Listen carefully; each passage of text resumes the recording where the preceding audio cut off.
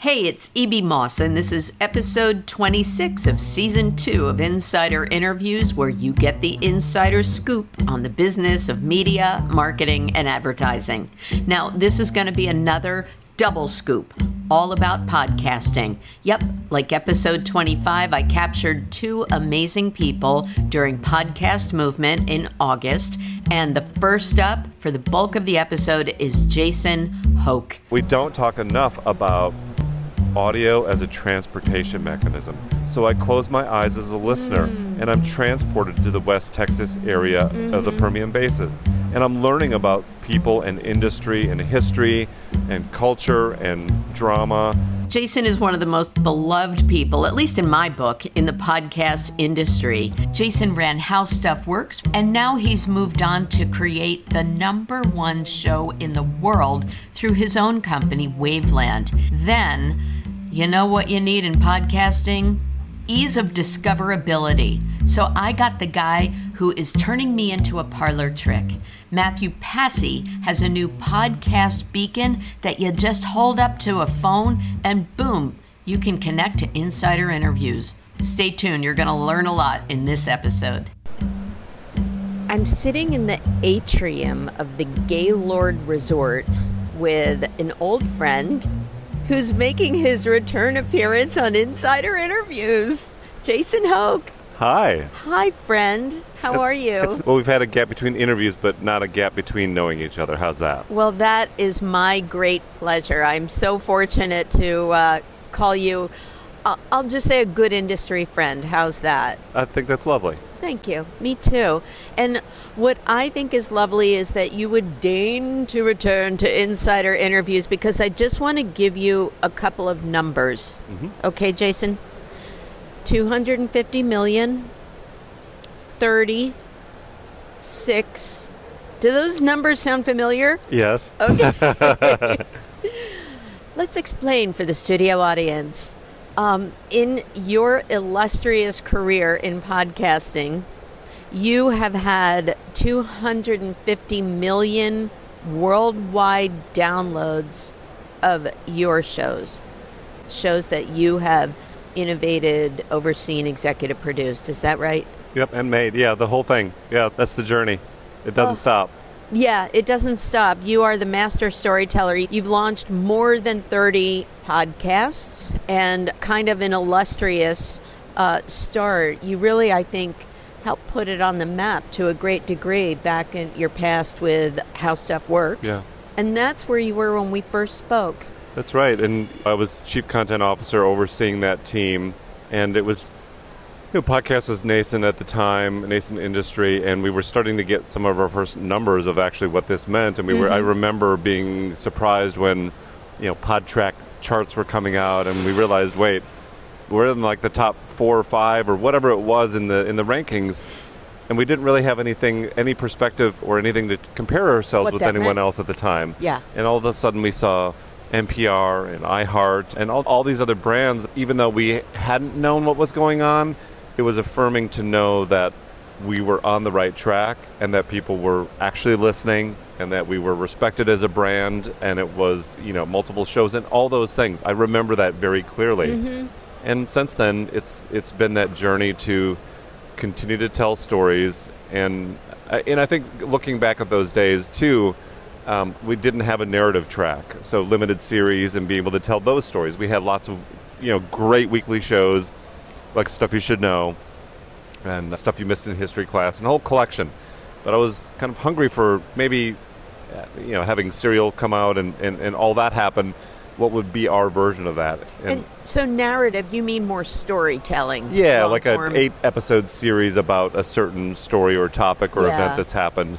And others were really experimenting and getting that right. And what we found at that time was those stories tend to be the chart toppers, the one that were the water cooler conversations that were crossing over to newspaper reporting about the podcast and all of that. And it felt really good. And so I got really obsessed with what is our version of that going to be. And it was around that time that Apple famously visited our offices in Atlanta. We had moved into a brand new space, gorgeous 10,000 square foot space with custom studios, and people were really energized. And Apple got a tour. It was in an old 100-year-old Sears building. This is around when? It was around... What year? About 2016, 17. Okay, we're just hitting our, commercial aspect of podcasting stride right around then. Yeah. Okay. Yeah, and I had known the Apple team, but for them to actually show up and recognize us and want to spend some time on our turf in Atlanta, Georgia, it was incredible. And I remember saying, well, we have to go upstairs and meet Payne and the Tenderfoot team. Uh-huh. And I said, what are you talking about? They're like, oh, have you not heard the show Up and Vanished? This guy, Payne Lindsay, just launched it, him and his business partner, Donald. Right? Yeah, and by the way, he's in your building upstairs. And I said, you've got to be kidding me. And so I kind of knew what it was, so I binged it, of course. Yeah. Got caught up. I was like, okay, yeah, this is good. And I sent Payne an email, within a couple days after that. And we connected and got to know each other. He came down to the office, and we famously tell this story many times, including on his most recent podcast, Talking to Death. And I looked at him and I said, we need to do something together, and I think it should be the Wayne Williams Atlanta child murder story right here in our backyard. And he's like, yeah, we were talking about that too. Wow. And so we agreed on literally that day, we're going to do it. And we made it. And it was an absolute explosive hit. Transcended, wow. Just scores and scores of downloads. I wish I could tell you the latest, but it is a massive number. And it did all those things. And, that happens. It was his follow-up to Up and Vanish, so people were hungry to hear a new thing from him. And then, from us, and our ability to put that together as partners was awesome. And that just really got the ball rolling. Yeah. So that's where all these shows really started, and I fell in really hard. Yeah. And that's been a little bit of the through line of my career since. I want to read something off of your personal website that talks about you. I'm going to use my best narration voice. In the voice of Jason Hoch. I have an unquenchable thirst for fresh, original stories and the people behind them. A single tear from an unexpected revelation, the twang of laughter from a busy diner. I transport millions of people to places they've never been, forging friendships with those who were once strangers. Our world is moving faster than ever, and if we don't tell these stories, they're bound to be lost forever. I love that paragraph. It speaks to the personal you and the thumbprint that's behind creating shows like you did, and that you've since moved forward with now at Wavland. Yeah. Listen, I've learned a lot along the way, and I've learned a lot from people who frankly told us their life story. They told us about their struggles, about their happiness. They've told us about the place that they live in, about their family, about all the things that affect us every day. And let me give you an example of that. Boomtown, that I produced with Texas Monthly, didn't know anything about West Texas. And so I showed up there. It was about 5 years ago now. And I flew into Austin and drove out to West Texas and met Christian Wallace, the host and reporter, a former Wildcatter. He played Friday Night Lights football in West Texas. His family knows the oil industry, and they're just great, great people. And I realized driving from Austin out to the Permian Basin, I see this big flame 25 miles away on this flat highway. I see this big flame in the distance. And it's nothing I'd ever seen in person. It just always felt fake because I'd never seen this thing. But like a it bad is Jimmy real. Dean movie. Okay. Yeah, exactly. And I realized that one of my missions in my career, in my life, was now realizing that starting with this place, it's the most important, really, place in the world because of oil and production and what that means for so many industries, but also so many people. Okay. The booms and the busts and all of that. And it really did change my life because I didn't know anything about the place or the people that were working there, that were working in the diners or the barber shops or in the fields. And we talk about the intimacy of audio, and I think that's really important talking point. We've talked about it over and over and over again. We get it, right? Yep. But we don't talk enough about audio as a transportation mechanism. So I close my eyes as a listener, and I'm transported to the West Texas area of the Permian Basin. And I'm learning about people and industry and history and culture and drama and tragedy and all those things in Boomtown. And I said, you know what? This is going to be the hallmark of every show I do from here on out. Aww. And it just hit me. Yeah. And, you know, it's a little bit of me being Midwestern kid who never flew overseas. I got my passport, you know, like 7 years ago. I never had, Wow. you know, Chinese food or anything authentic like that till I was in my 30s. You know, it was just kind of sheltered, but it was a big, wide open world that you're like a sponge, right? Yeah. And so when you sit with people and you're not in a hurry and you let them talk and they tell you their story, it is so amazing and refreshing and incredible, no matter what the story is, great, happy, sad, or whatever. And so again, that's my through line in my career of like, how do I make those shows? And I think the other thing that, reflecting back on industry and the business, you know, every industry hits something where they need to scale. Yes. Right? We need to get bigger. How do we create more shows? How do we find more creators? How do we get more downloads? All those things. How do we sell more ads? It is always going to be the nature of anything from YouTube views to website hits to anything like that, right? I understand it.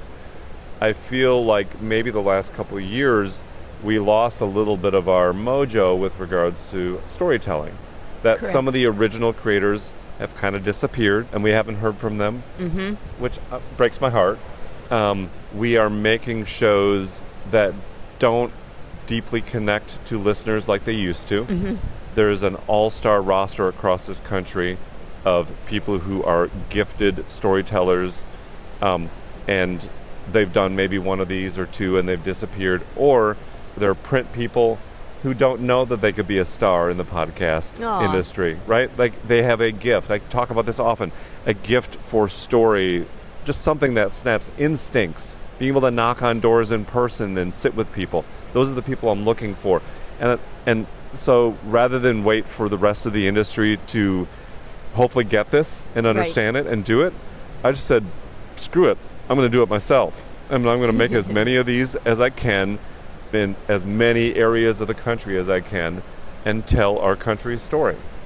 So you got the spark from Boomtown, and your epiphany is sort of tied to the recognition that audio is theater of the mind. We used to say radio is theater of the mind, but really it's all audio in my book.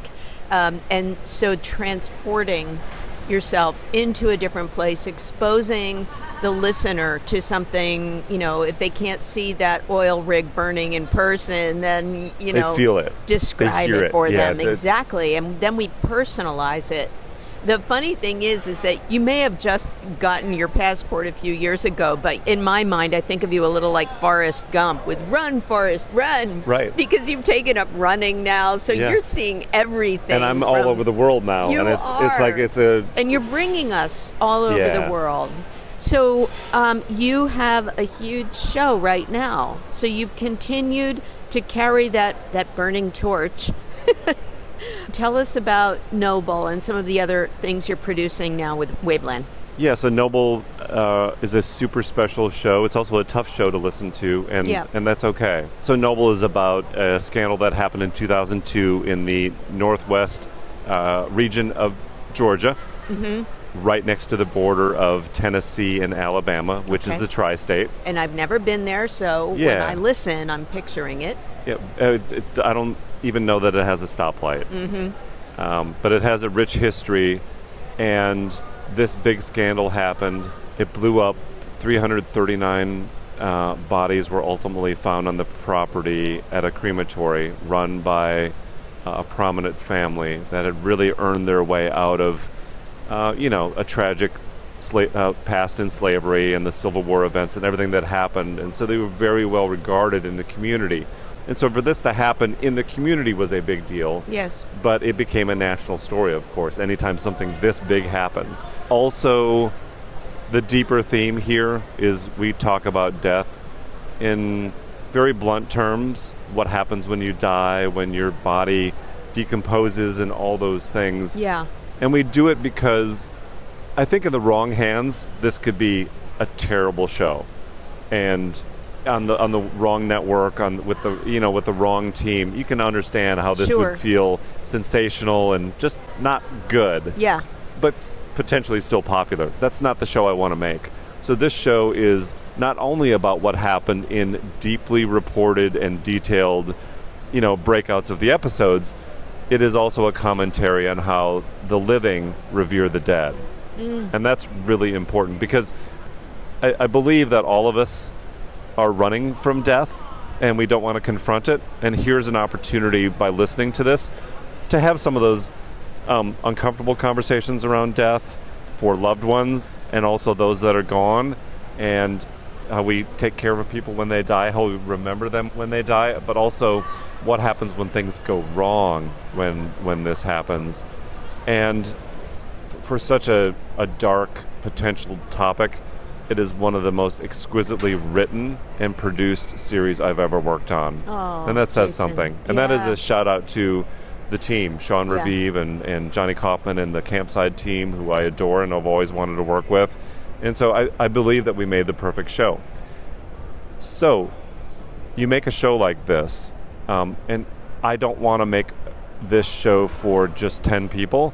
So how do we make a show for as massive of an audience as we can? Especially for a show that has a basically uncomfortable subject matter. That we can't look away from. So we want to make these, big popular shows, but we also don't want to water it down and make it something that is less than it should be or not memorable. And so that even though you're hearing this story, you're hearing some deeper themes that hit everyone right in the gut. Yeah. And that is the point. That is the magic. That is the secret to a Wavland show in anything that I do. And just walking around the conference here at Podcast Movement, obviously I know a lot of people, and they might say, hey, congrats on being #1. That's so awesome. You're having a great year. Love that. But then people who either I know or I'm meeting for the first time say, oh, I'm on episode 4. I can't wait for the next episode to come out. That's shocking to me that they're actually listening. Like, we all kind of say, yeah, I'll check it out. Like, sounds good. The fact that they're listening, it blows my mind. Well, it's validation, especially in a community of people with a lot of discretion in podcasting. Yeah. You've raised the bar, I think, Jason. And to that concept of Noble, the show, that line from your paragraph that says, a single tear from an unexpected revelation. I mean, you're delivering on the promise and the hope of what you want to achieve. So my hat's off to you. Thank you. Let's talk a little bit, just to wrap things up, on the less fun side of things, the business side of things. With a tough topic like Noble, how is it in terms of finding the ad-supported aspect of things, concerns about brand suitability or comfort level for brands, and that kind of effect? I think you could argue, how different is it from Serial or any of the bigger things that have happened over the years? I think you want to associate yourself with high-quality storytelling. Listen, there's shows like True Detective, Night Country, and there's The Sopranos. Are those true crime? What is defined as that? So there's all these layers to storytelling that I think smart brands will understand the affinity and the connection and, frankly, the passion and enthusiasm of a listening audience. Right. That being said, if I put this show out and it was #1 and I looked at the ratings and reviews and there was 3 ratings or 10 ratings and the average review score was 1 or 2 stars, then I would be concerned. The fact that each of my shows, again, blows my mind, are doing 4.7 or 4.8 out of 5 on Apple or 5 out of 5 on Spotify. Yeah. It validates the quality. It's visible to those brands, but also to the consumers. And you look at the reviews and it says, this is tough for me, but this is raised the bar. It's fair. It's great quality. I get it, and I'm here for it. Oh, and so all those touch points, I think, matter. Good.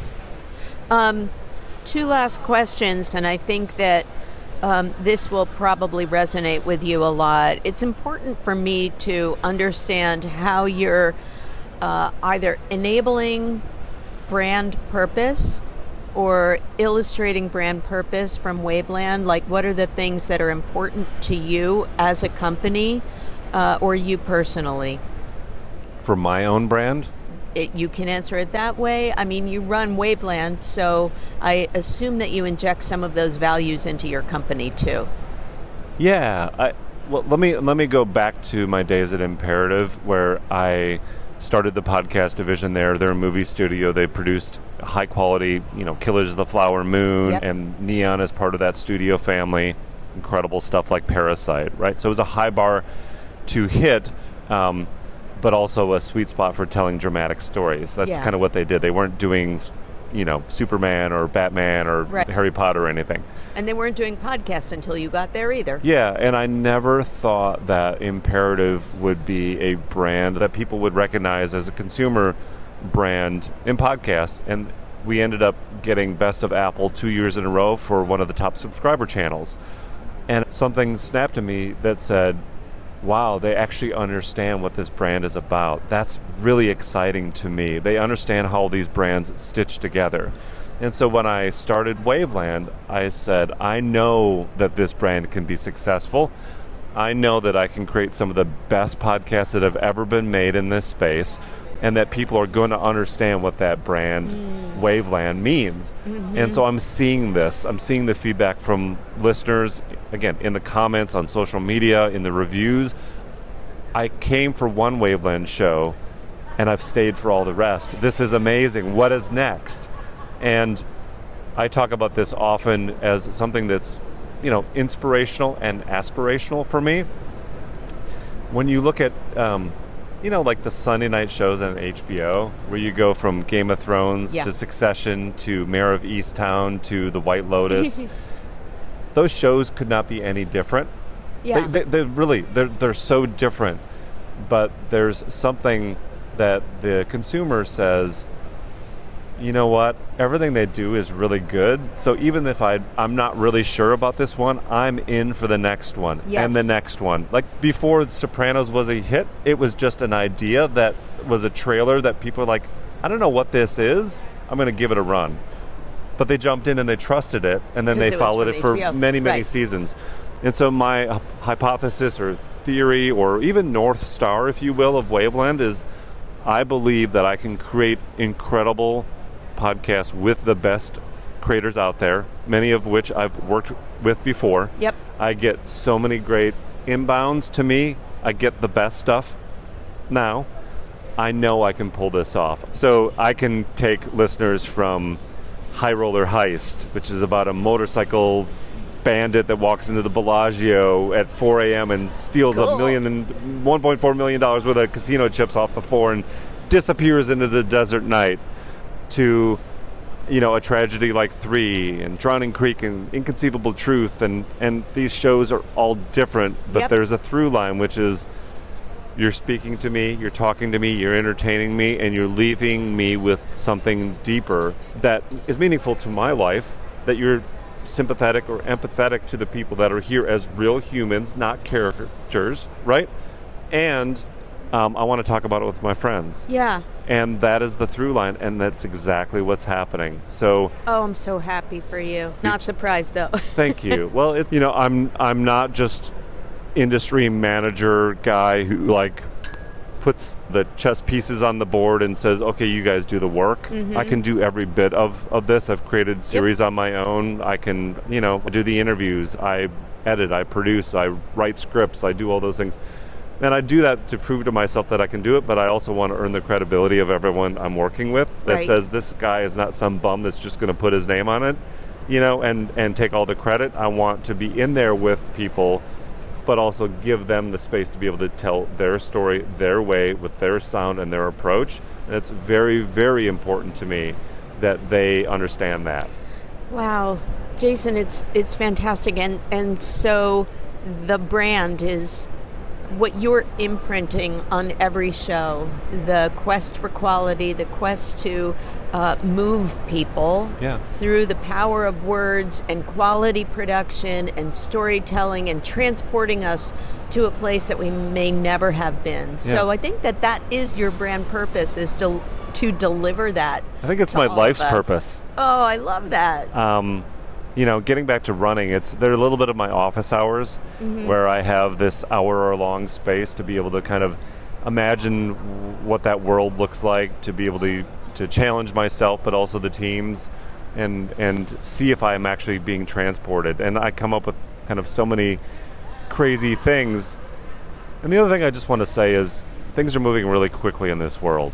Yes. The thing that was important at 8 a.m. is now not important at noon. And even though there's a lot of incredible stories to be told, as a history and political science major and someone that has that in the back of his brain, I can't stop thinking about the fact that so many stories are out there in the wide open, and if we just opened our eyes and ears, we might actually be able to tell these stories before they're forgotten, because if we don't excavate these stories, they will be forgotten forever. Yes. So when I do stories about the Dixie Mafia or gangsters from the 70s or Noble, if I'm not telling them or someone else isn't telling them, then we're never going to tell them again. And I do think these used to be the stories that were in Vanity Fair or full features in New York Times Magazine or something like that. I used to obsessively read these on airplane flights before we had seat-back entertainment. And I tell lots of those writers that you could be a podcast star and your brand would not just live for the 30-day window that 1 month magazine article popped. Yeah. You have the opportunity to have that story be told for years and years and years. Why are we still talking about cereal? Because it still resonates with people. Yeah. Why are we still talking about Atlanta Monster or Noble or whatever those titles are? Because it still matters. Boomtown is going to be a TV series. It's going to be out in November, finally, and it'll hit more than ever. That magic doesn't disappear because of time, but you got to grab onto it. Yeah. So, Jason Hoch, I think that means you are the gift that keeps on giving.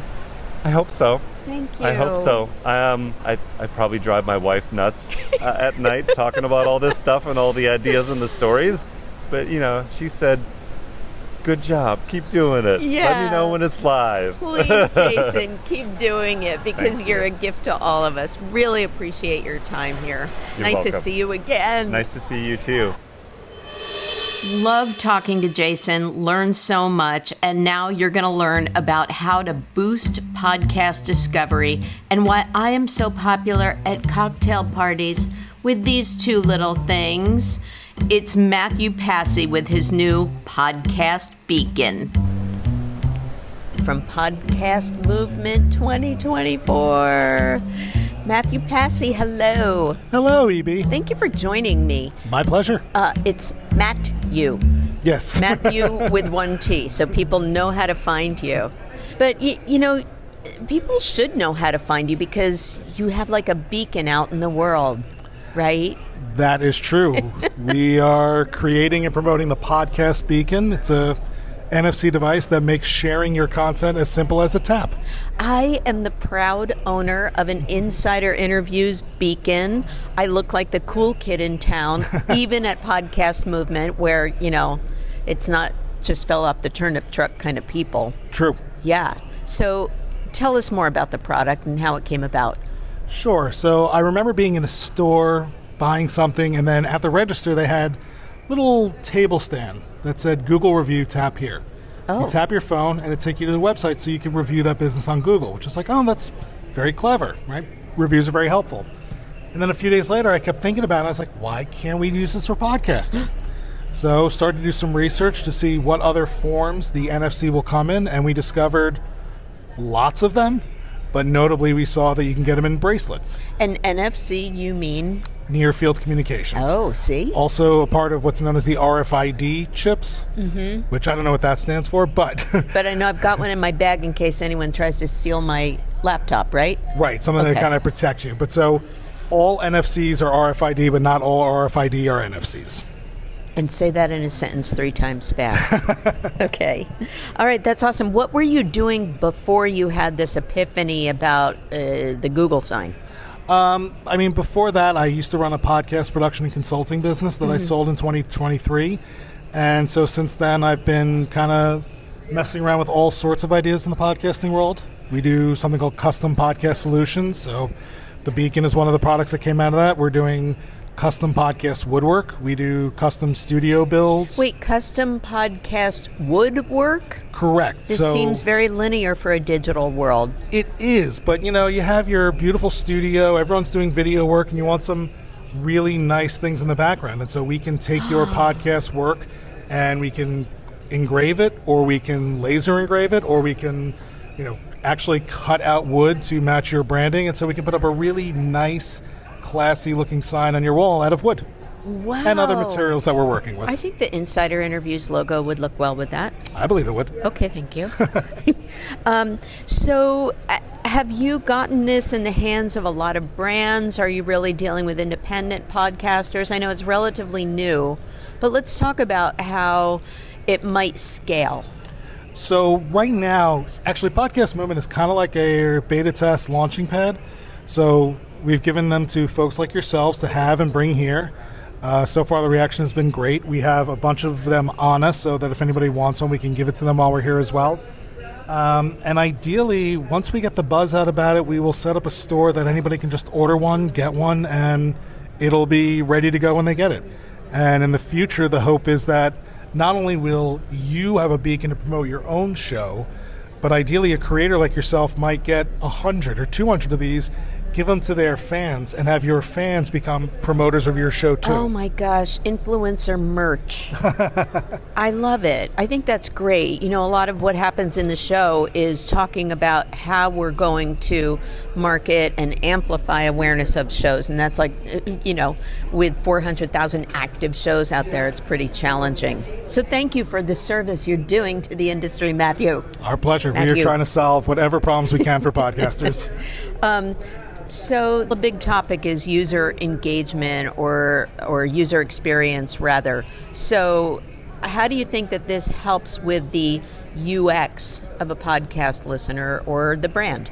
So one of the reasons why we thought this was a good idea is because the interaction of getting someone to sign up for your podcast is cumbersome. It is. You meet somebody in person, you say, oh, you have a podcast, what is it?